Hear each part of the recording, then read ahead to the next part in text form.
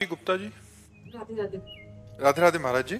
महाराज जी, जब भी हम कोई नया कार्य शुरू करते हैं ऐसा कहा जाता है कि किसी को ना बताया जाए क्योंकि पहले बता देने से वो कार्य सफल नहीं होता। क्या ये कोई ऐसे मान्यता है? नहीं, ऐसी कोई मान्यता नहीं। अपने कार्य को गुप्त रखने से कार्य में पुष्टता होती है। अब हम किसी से कह रहे हैं हम ऐसा करेंगे, हम ऐसा करेंगे, पता नहीं कर पाए कि ना कर पाए, तो एक उपहास के हम पात्र बनेंगे। पहले हम अपने कार्य को गुप्त रखते हैं और हम करते हैं, और करके जब सफलता प्राप्त हो जाती है तब कह देते हैं, तो कोई परेशानी नहीं। उसका कोई ऐसा मतलब शास्त्रीय सिद्धांत नहीं है, पर वो एक लौकिक सिद्धांत है कि किसी कार्य को करने के पहले बाबूदी हम क्यों मारे, हम ऐसा करेंगे, हम ऐसा करेंगे, हम ऐसा करेंगे। जब हम हो जाएंगे तब वो सब पूरा समाज जान ही जाएगा, हम क्यों बोले, व्यर्थ की बात है बकाया। और कोई ऐसा नहीं कि आप बोल देंगे तो कार्य नहीं होगा, ऐसा नहीं।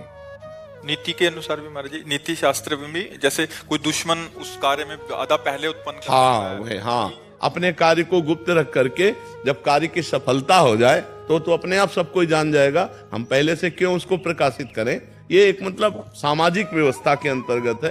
ये कोई शास्त्रीय आज्ञा नहीं कि आप पहले बोल देंगे तो अनिष्ट हो जाएगा और वो कार्य होगा नहीं, ऐसा नहीं है। कितने ऐसे वीर हैं जो पहले ऐलान कर देते हैं, बाद में कार्य पूरा करते हैं।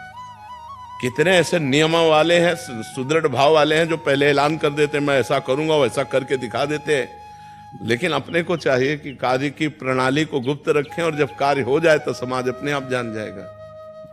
राधे राधे महाराज जी। महाराज जी, मैंने किसी ग्रंथ में पढ़ा था कि मृत्यु के समय जीवात्मा अपने सूक्ष्म शरीर के माध्यम से बाहर निकलती है तो तत्काल उसका संरक्षण करने के लिए उसके पूर्व स्वजन, इष्ट, गुरु आदि का सहयोग मिलता है। कुछ नहीं, कुछ नहीं, ये सब नहीं, ऐसा कुछ नहीं होता।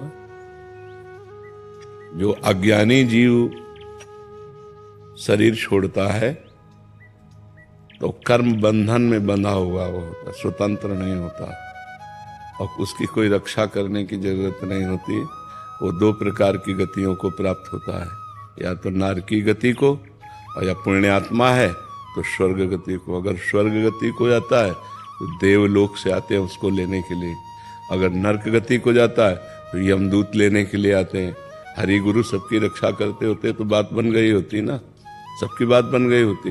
और जो भक्त है उसका जब शरीर छूटता है, जो वास्तविक भगवान की भक्ति करता रहा है, अंत समय में स्मरण हो गया भगवान का, तो भगवान को प्राप्त हो जाता है। अगर अंत समय स्मरण नहीं हुआ उसका तो पुण्यवानों के लोकों में जाकर के सुख भोगता है।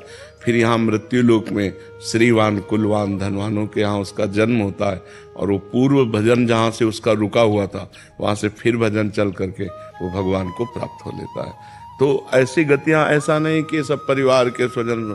कोई स्वतंत्र है क्या? कोई स्वतंत्र है क्या?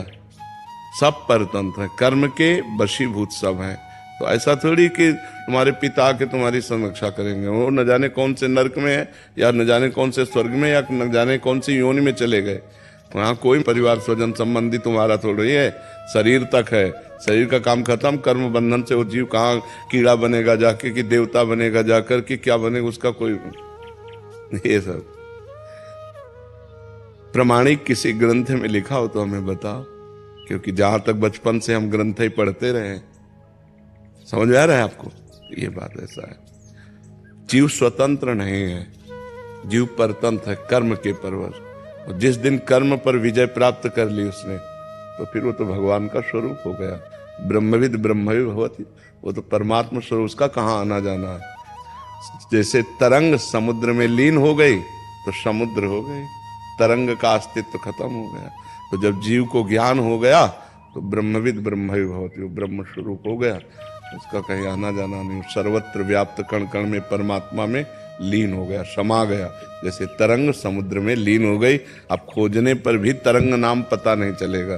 तरंग वायु विकार, तो जीव माया विकार, माया विकार नष्ट हुआ, परमात्मा स्वरूप हो गया। जब आना जाना है तो वो जहां आना जाना है वहां के पार्षद ले जाएंगे, माता पिता परिवार, ये सब, इन सब का प्रवेश नहीं है जी।